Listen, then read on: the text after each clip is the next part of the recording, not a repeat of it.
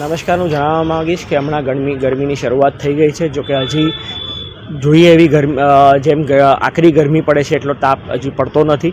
હાલ અમે પાણીના છંટકાવથી ઠંડક કરવાનું ચાલુ કરી દીધું છે. દિવસમાં 2 વાર પાણીનો છંટકાવ પિંજરાઓમાં અને પિંજરાઓના આસપાસના વિસ્તારમાં કરવામાં આવે છે. માત્ર પ્રાણીઓને જ નહીં પરંતુ ઝૂ જોવા આવતા સહેલાણીઓને પણ ઠંડક મળી રહે એ બાબતની સુવિધા ગોઠવવામાં આવેલી છે.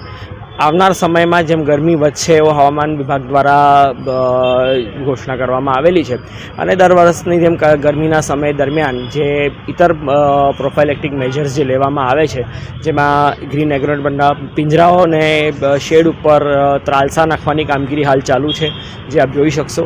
ત્રાલસા ઉપર પાણી છંટકાઈ કરીને ઠંડક મેળવવાની કામગીરી કરવામાં આવશે.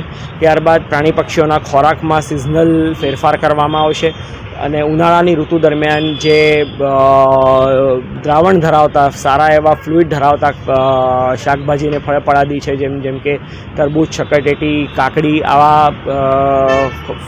શાકભાજીને ફળફળાદીનો ખોરાકમાં ઉમેરો અને વધારો કરવામાં આવશે.